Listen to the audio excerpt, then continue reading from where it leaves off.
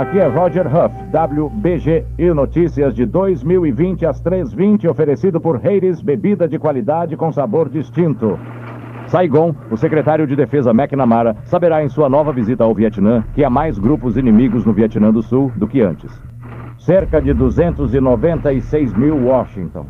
O Departamento de Estado afirma desconhecer negociações de paz no Vietnã, como citado por um diplomata japonês. Nós, americanos, sabemos, embora outros pareçam esquecer, o risco de espalhar o conflito. Ainda não buscamos uma guerra mais ampla. A Guerra do Vietnã vai redefinir o conceito de guerra e vai testar as perspectivas em mudança de um grande país.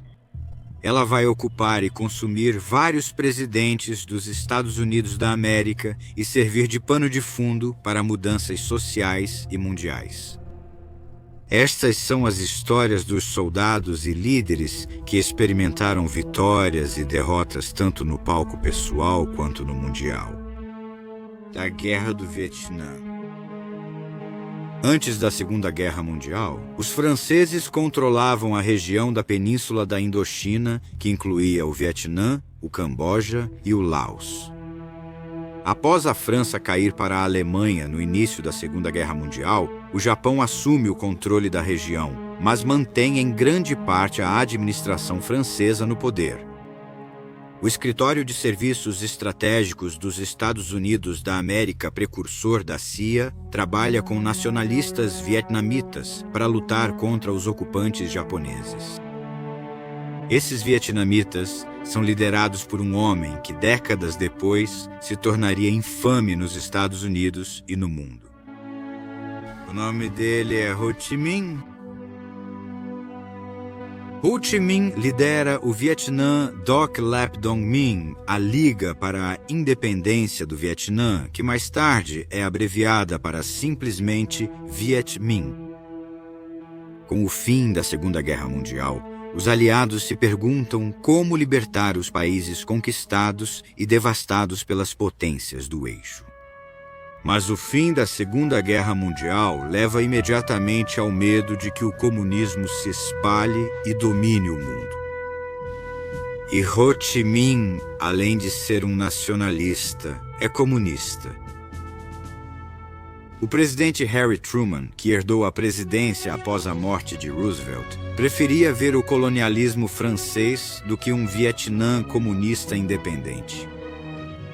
Apenas algumas semanas depois que Ho Chi Minh declara a independência do Vietnã, os Estados Unidos da América, o Reino Unido e a União das Repúblicas Socialistas Soviéticas argumentam que a Indochina pertence aos franceses. Como a França devastada não tinha forças para retomar o Vietnã, as forças britânicas ocuparam o país ao sul do paralelo 16, enquanto as forças nacionalistas chinesas ocuparam o norte. Enquanto isso, o comunismo se espalha como um vírus. Em janeiro de 1946, a Guerra Civil Chinesa entre as forças nacionalistas e comunistas é retomada. Nesse mesmo mês, a Albânia, recém-libertada da ocupação nazista, também se torna um Estado comunista. Em fevereiro, Iosif Stalin faz um discurso decretando que o desenvolvimento capitalista da economia mundial tornará outra guerra inevitável.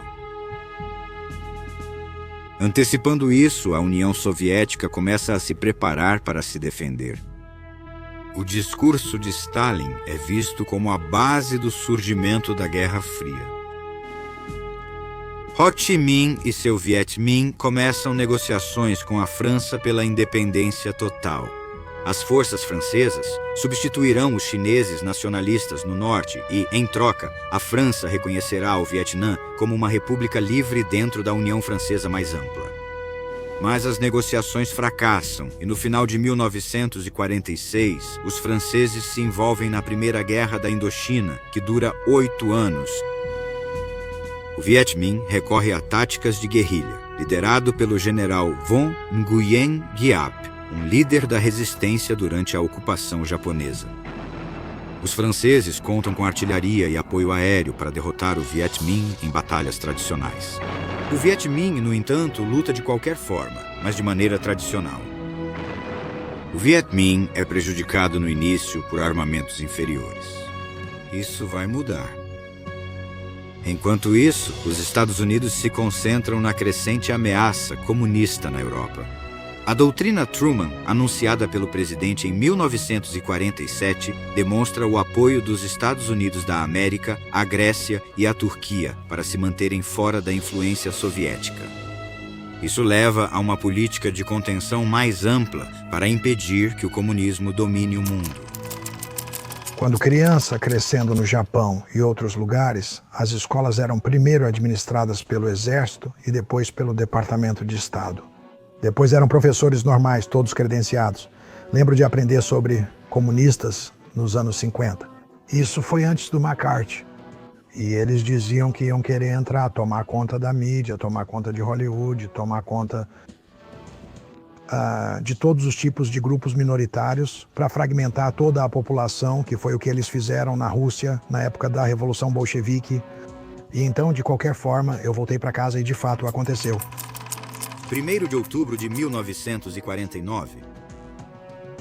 A derrubada comunista da China é um choque para o governo Truman, já que as forças comunistas de Mao Zedong derrotam o exército nacionalista de Chiang Kai-shek. Para o Vietnã, isso permite que o general Vo treine seus Viet Minh com segurança em bases na fronteira chinesa. Isso também permite que a China envie armas e conselheiros militares para ajudar na luta contra as forças francesas. Janeiro de 1950.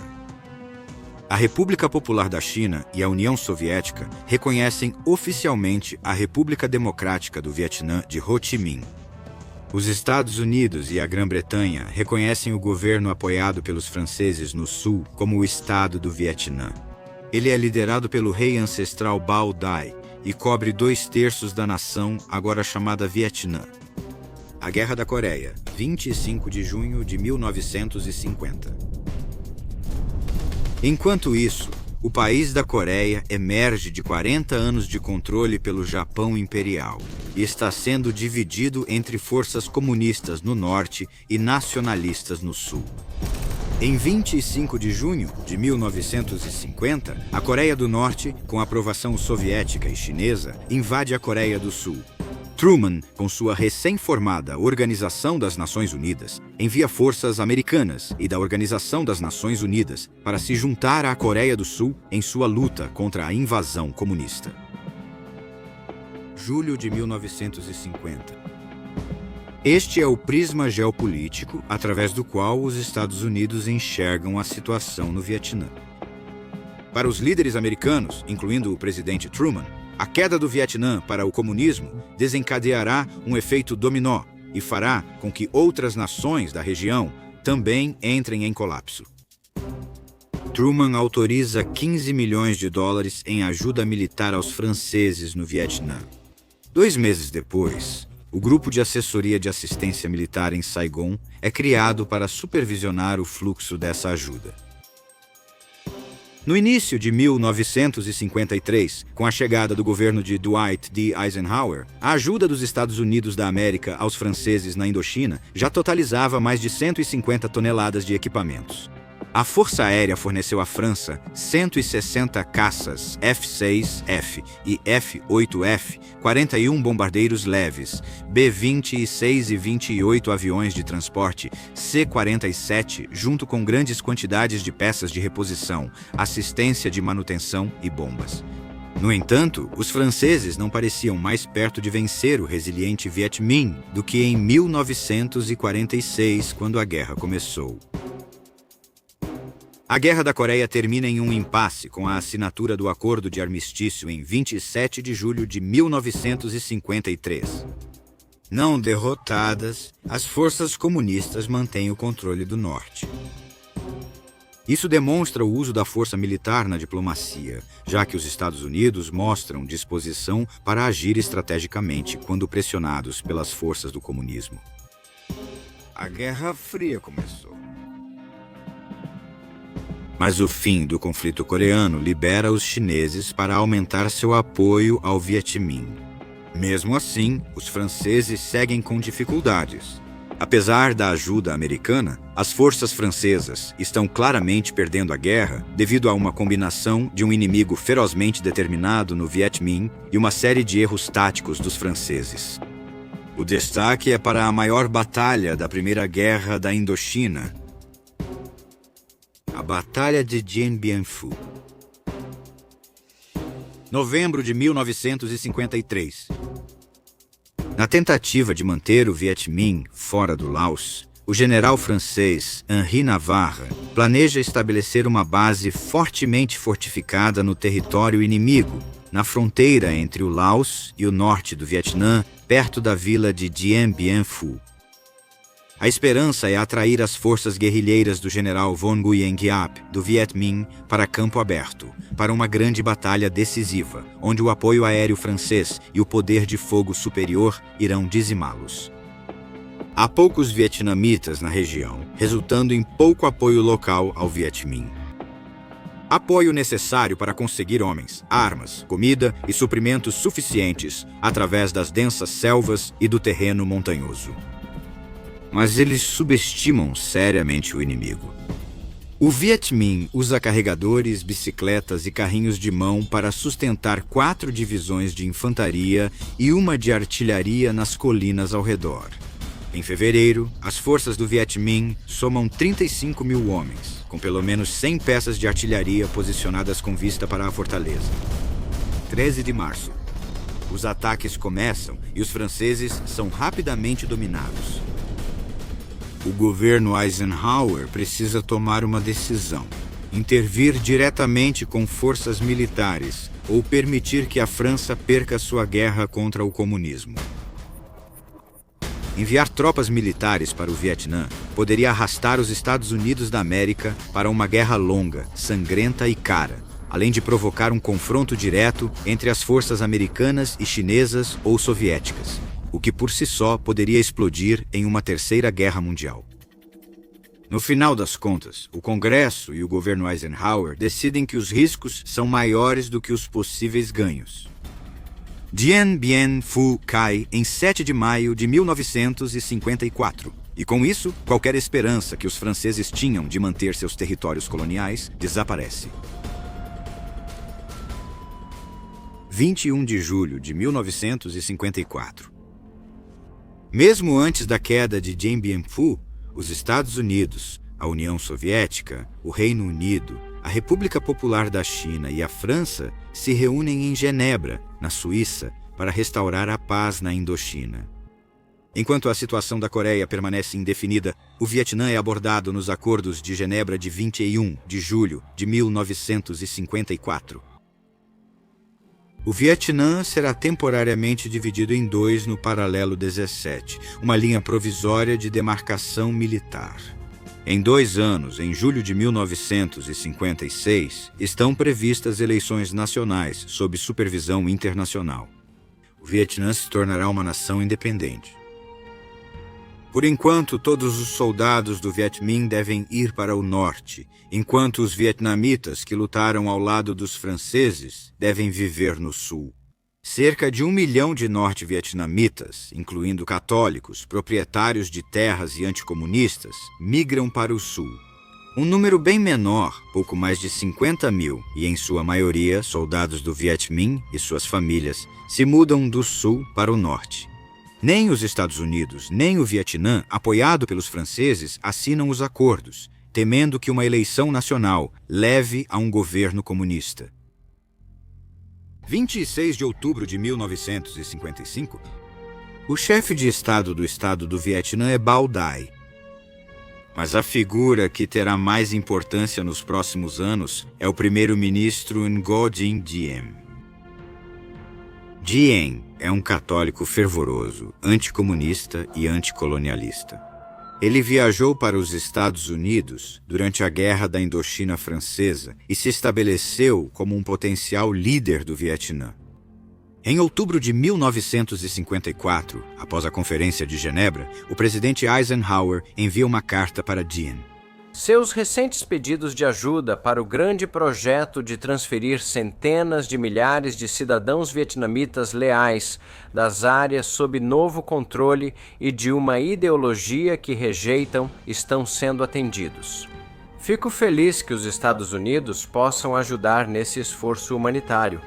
Estou instruindo o embaixador americano no Vietnã a examinar com você, em sua posição de chefe de governo, como um programa inteligente de ajuda americana, concedida diretamente ao seu governo, pode ajudar o Vietnã em sua atual hora de provação.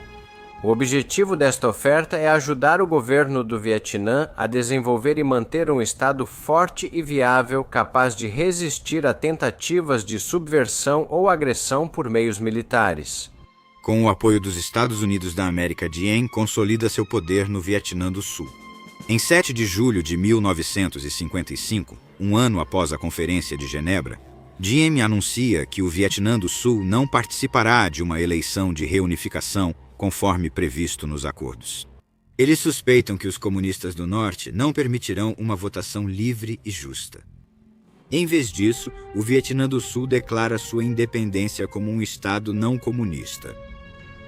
Sem uma opção mais viável, os Estados Unidos continuam apoiando Diem em vez de apoiar o governo de Ho Chi Minh. 13 de outubro de 1955. A luta brutal pelo poder de Diem contra Bao Dai chega ao auge quando os eleitores do Vietnã do Sul decidem em um referendo entre os dois. Diem vence com uma vitória esmagadora. Oficialmente, Diem obtém mais de 98% dos votos. De alguma forma, ele consegue 133% dos votos na capital, Saigon, com apenas 450 mil eleitores registrados, mas aparecendo 600 mil votos. É uma fraude eleitoral descarada. 3 dias depois, Diem anuncia a formação da República do Vietnã com ele mesmo como presidente. E assim, agora existem 2 Vietnãs.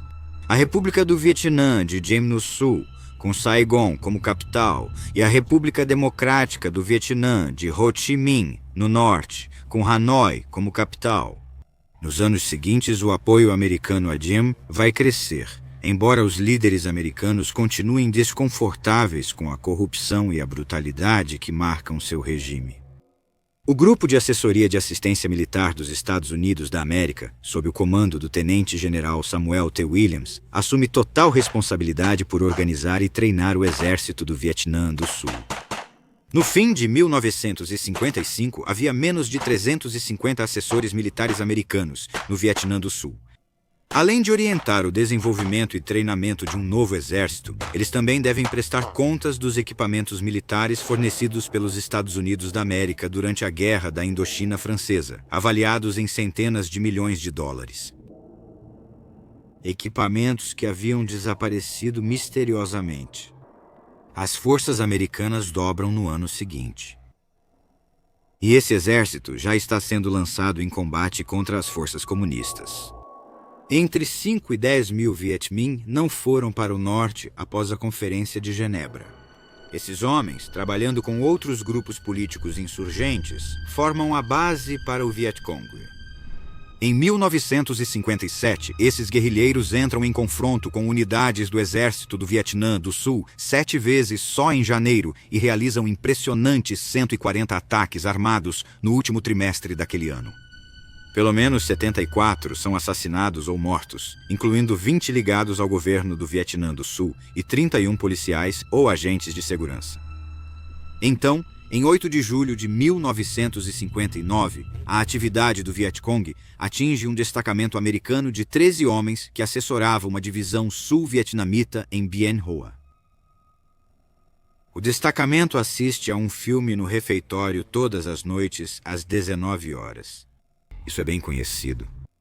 Naquela noite, os 2 guardas sul-vietnamitas de plantão se viram para assistir pela janela. Isso facilita para que um esquadrão Viet Cong de 6 homens passe pela cerca de arame farpado ao redor. 3 dos Viet Cong se posicionam nas janelas e varrem o refeitório com tiros automáticos. Um americano fica ferido e 2 são mortos.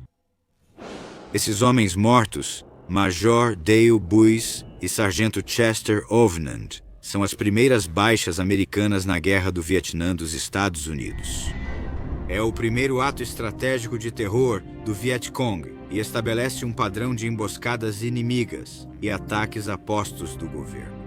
Na segunda metade de 1959, haverá cerca de 100 ataques mensais.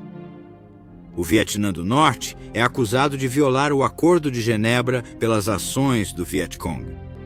Em dezembro de 1960, o Vietcong se estabeleceu como a Frente Nacional de Libertação do Vietnã do Sul, declarando independência do Norte e absolvendo Ho Chi Minh de suas ações. 20 de janeiro de 1961. O senador de Massachusetts, John Fitzgerald Kennedy, faz o juramento como o 35º presidente dos Estados Unidos. Seu vice-presidente é o senador do Texas, Lyndon Baines Johnson. Esse jovem democrata enfrentará os primeiros grandes conflitos da Guerra Fria. Diante da escalada da violência, o presidente Kennedy aumenta a assistência militar.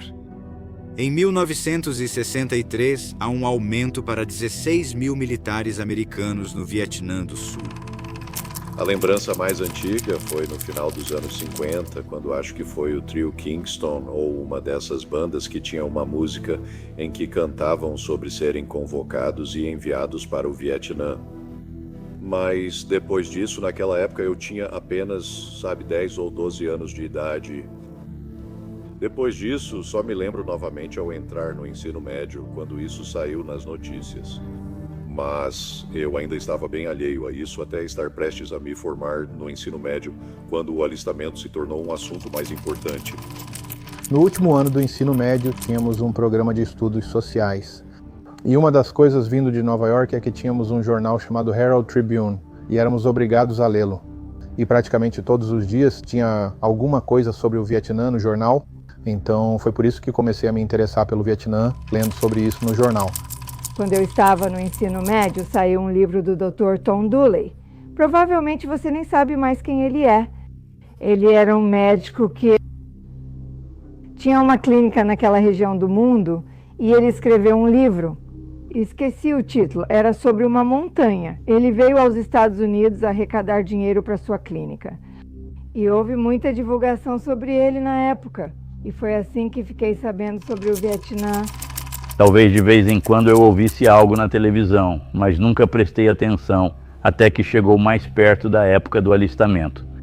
E foi aí que comecei a procurar para ver o que era e conversar com outras pessoas que já tinham estado lá, mas não era um grande problema. Em 1966, quando realmente ouvi falar sobre isso, no ensino médio nunca ouvi sobre isso. Quando eu estava no 3º ano na Academia Naval, nós realmente estávamos planejando uma invasão do que era chamado de Annam, no Vietnã do Sul. Esse era o nome francês para o lugar na colônia e era onde ocorreu o desembarque dos fuzileiros navais em 1965. Tivemos que planejar toda a operação anfíbia, definindo aviões, navios, transportes de tropas e LCVPs. De qualquer forma, eu sabia onde ficava. Eu não sabia que se chamava Vietnã naquela época. Isso ainda era bem novo. Não sei a origem do nome Vietnã. Os franceses chamavam de N-A-M-A-N-N-A-N. Eu tinha ido e adquirido conhecimento e meu pai era um militar de carreira. Ele serviu na Segunda Guerra Mundial durante a Coreia e eu sentia que era meu dever como americano entrar para o serviço militar e fazer a minha parte no que eu pudesse. Desde criança, eu queria ser enfermeira de voo. Eu lia os livros da Cherry Ames. Eu era baixa para estar na Força Aérea, mas o Exército me recebeu de braços abertos. E adivinha, você vai para o Vietnã? 2 de novembro de 1963, o governo tirânico do primeiro-ministro do Vietnã do Sul, Diem, persiste. Católico fervoroso, Diem usa as forças do governo para reprimir a religião dominante, o budismo. Ele proíbe o hasteamento da bandeira budista nos feriados. Milhares desobedecem e protestam abertamente em manifestações.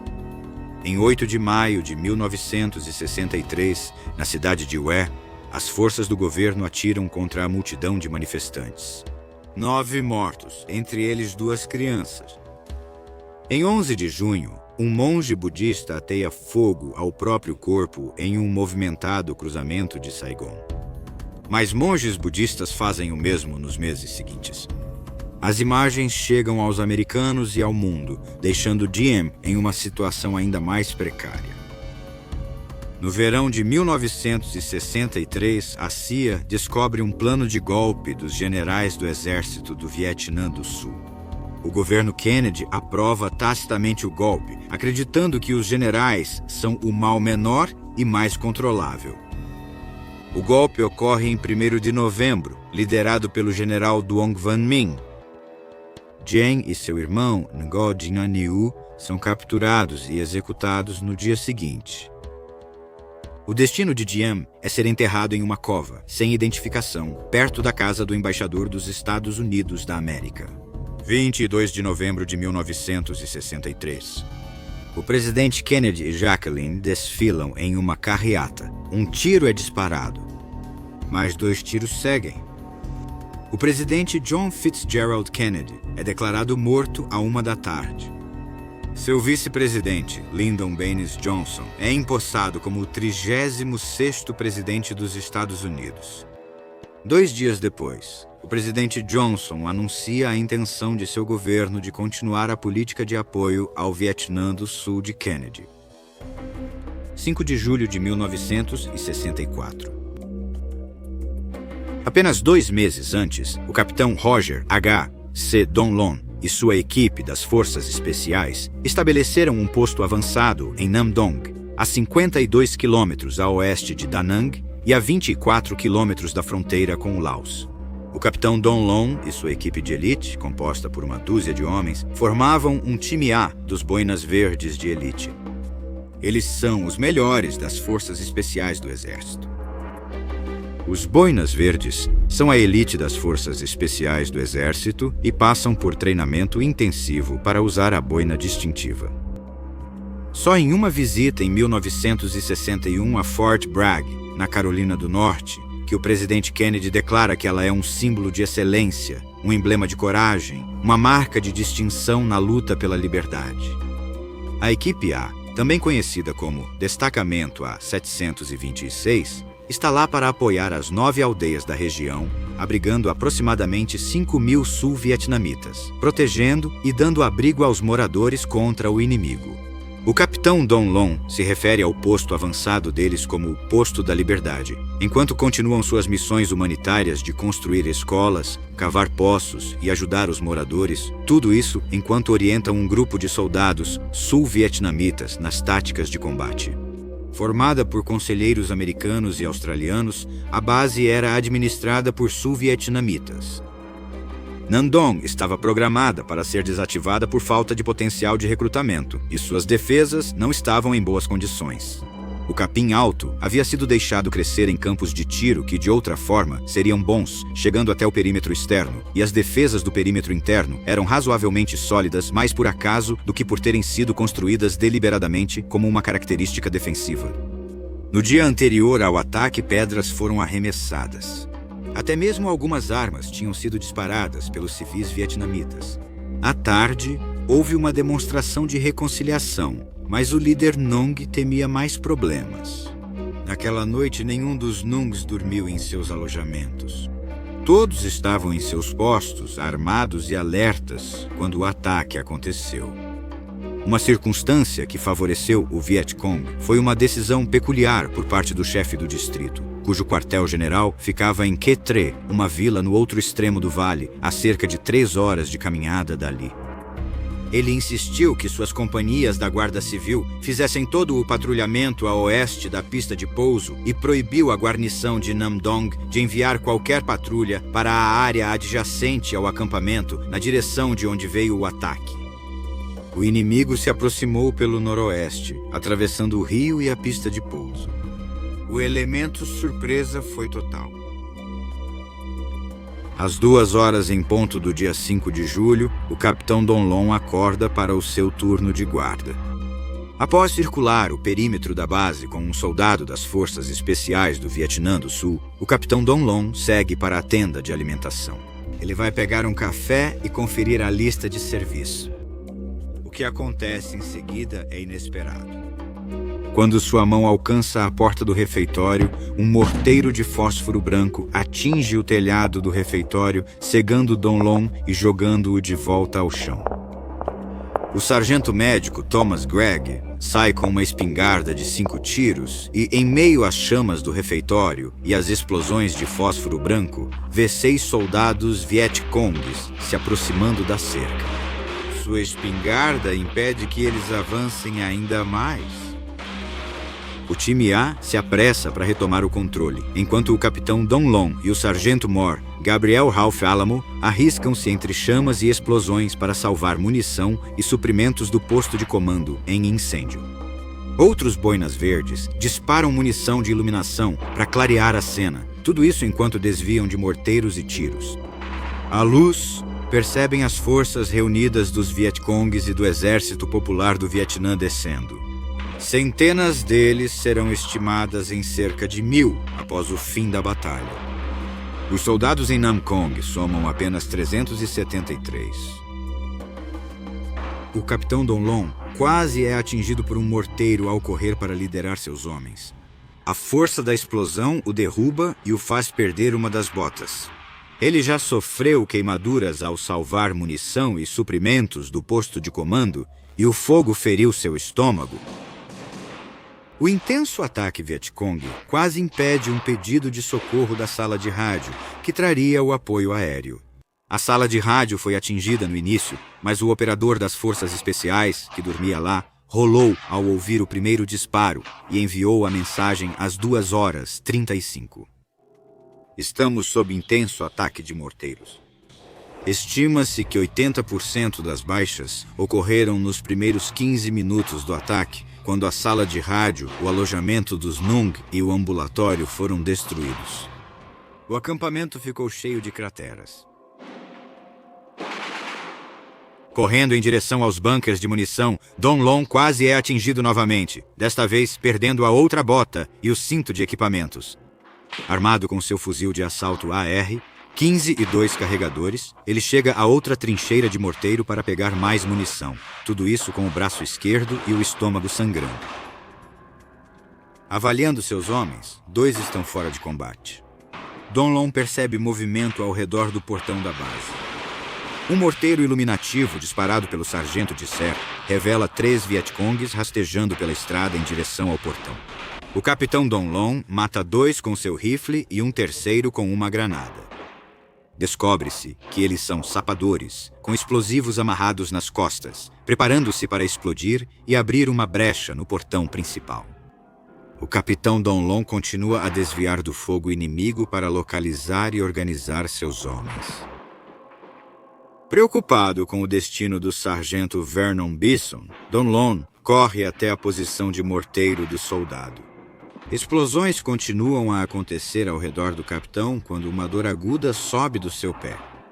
Na pressa, Don Long, sem bota, pisa em um prego que estava saindo de uma tábua de madeira. Então, uma chuva de tiros inimigos o obriga a se abaixar e o força a voltar para sua posição anterior. Mas isso não impede o capitão, que continua se movendo para defender a base. O depósito de suprimentos, ainda tomado pelas chamas, finalmente faz a munição explodir. A explosão lança Don Long para longe, enquanto estilhaços perfuram sua perna. Don Long se levanta e continua a liderar seus homens. As probabilidades insuperáveis são inevitáveis, e o capitão Don Long ordena que seus homens recuem e lhes dá cobertura com seu AR-15. Ao ver Pop Alamo ferido, ele manda 2 homens darem cobertura e corre para ajudar o Boinas Verdes.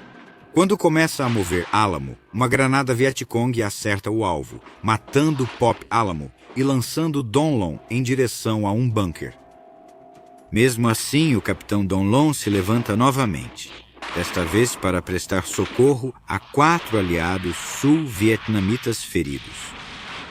Ele rasga sua camiseta para improvisar um curativo e estancar o sangue dos ferimentos deles, e os mantém lutando com suas palavras, fazendo com que o cubram enquanto retorna para a agora abandonada posição do portão da frente. Ele enfia o que restou da camiseta no ferimento do estômago e corre de volta para recuperar a munição que havia guardado antes, além de resgatar o fuzil do sargento Alamo. Uma granada explode e lança ainda mais estilhaços em sua perna. Mas o capitão Donlon continua, mal conseguindo se mover, mas ainda assim recusando ajuda médica.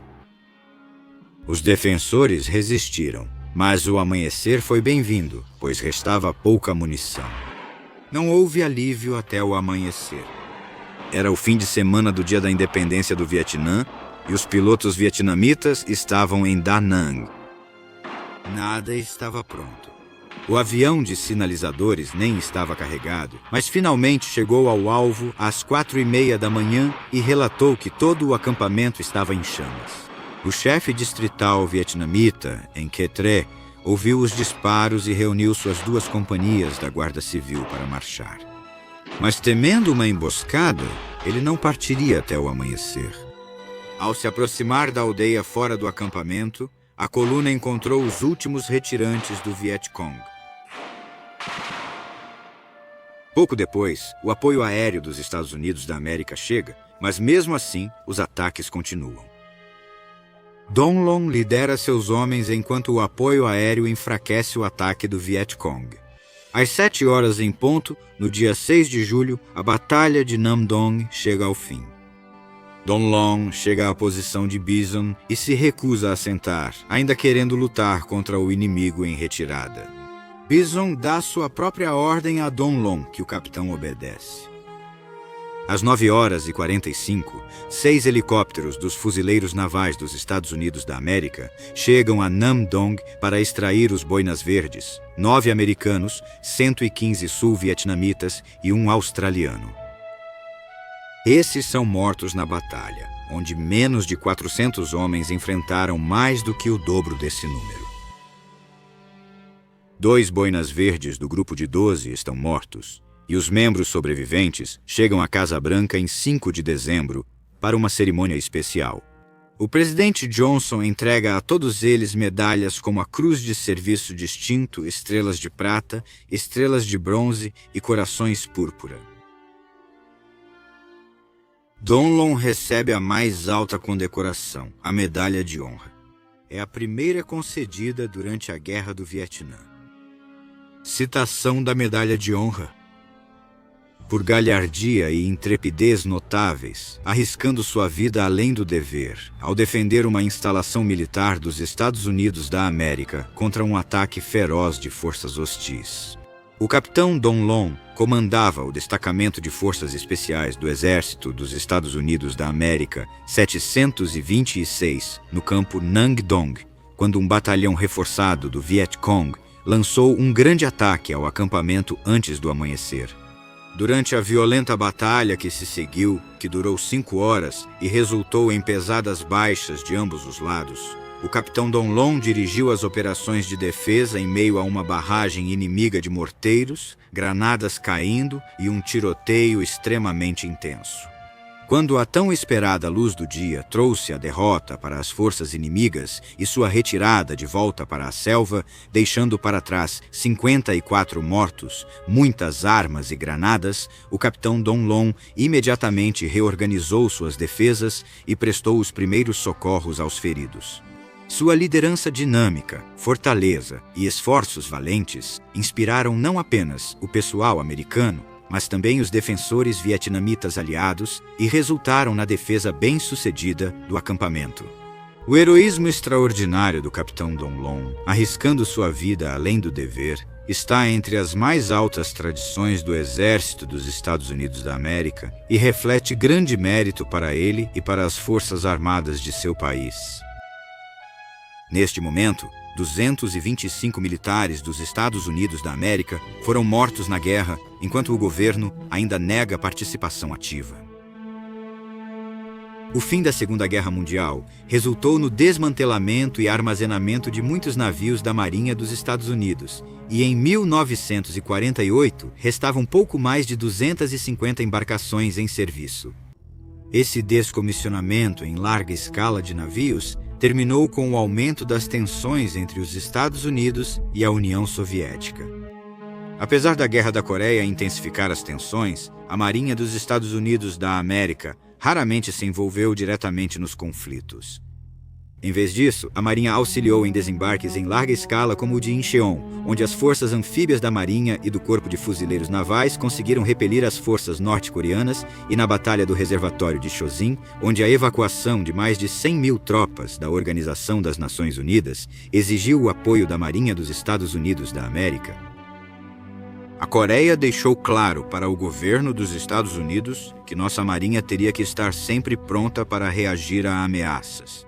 Durante a Guerra Fria, com o foco nos soviéticos, a Marinha dos Estados Unidos da América precisava estar pronta para responder a ameaças comunistas agressivas.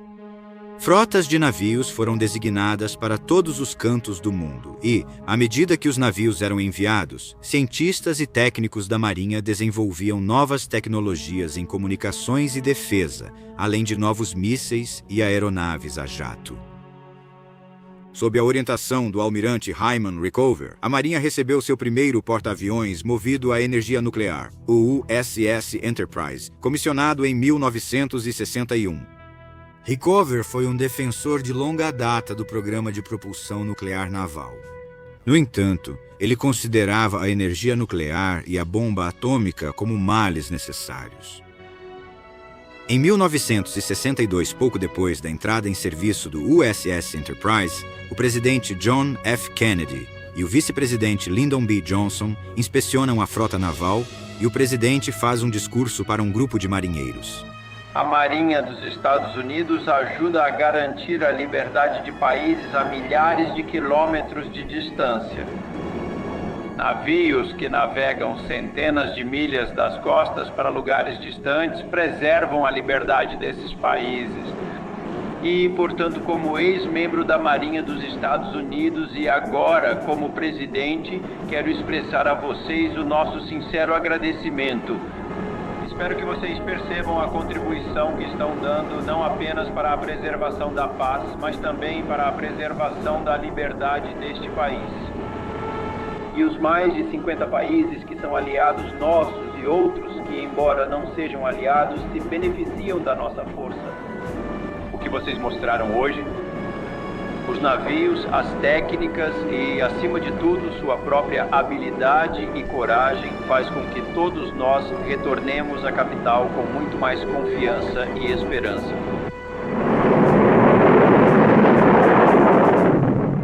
A Marinha continuará os sacrifícios dos Boinas Verdes em Namdong e o incidente no Golfo de Tonkin. O acontecimento que finalmente levará os Estados Unidos da periferia para o envolvimento total na Guerra do Vietnã. E tudo começará com um destroyer naval da época da Segunda Guerra Mundial, o USS Maddox. Com um contingente de 336 oficiais e marinheiros, o Maddox encontrará a história de forma inesperada. O destroyer naval USS Maddox, em uma missão de inteligência no Golfo de Tonkin, encontra 3 barcos torpedeiros. Sem provocação, eles abrem fogo contra o Maddox. Apenas um disparo atinge o Maddox e fica alojado na superestrutura do navio.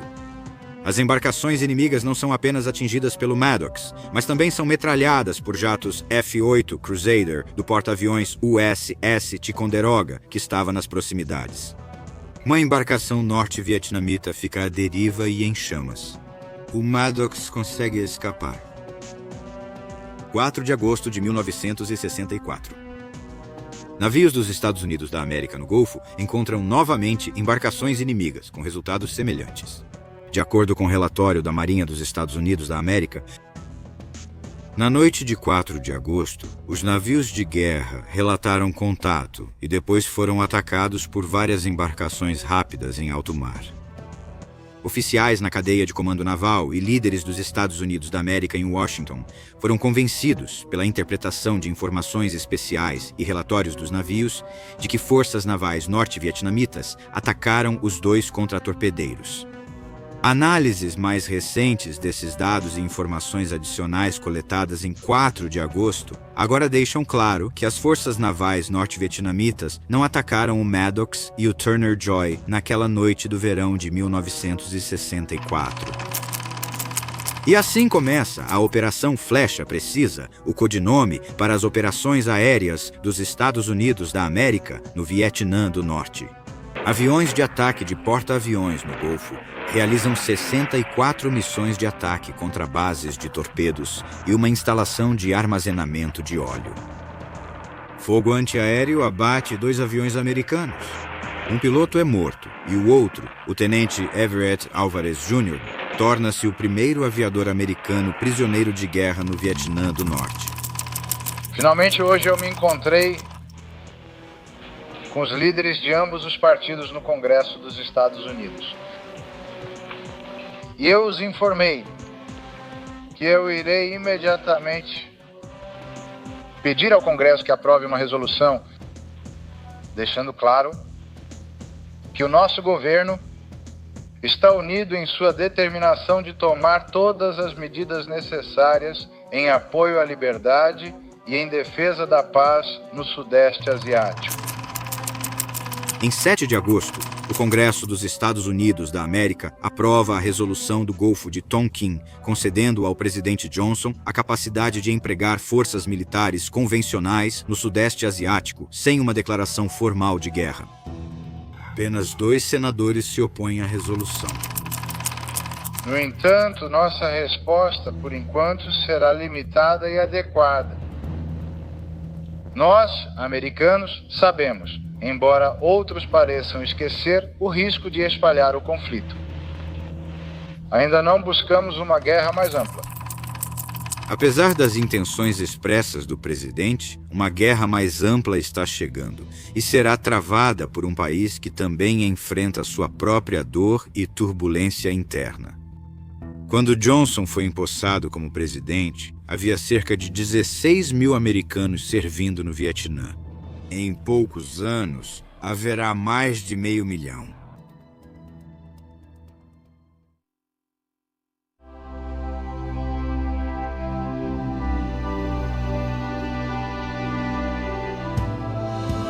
Obrigada por assistir. Se você quiser nos ajudar a produzir mais conteúdos históricos interessantes como este, por favor, curta, comente abaixo e compartilhe este vídeo com outros apaixonados por história. E claro, não se esqueça de se inscrever para ajudar a manter a história acontecendo.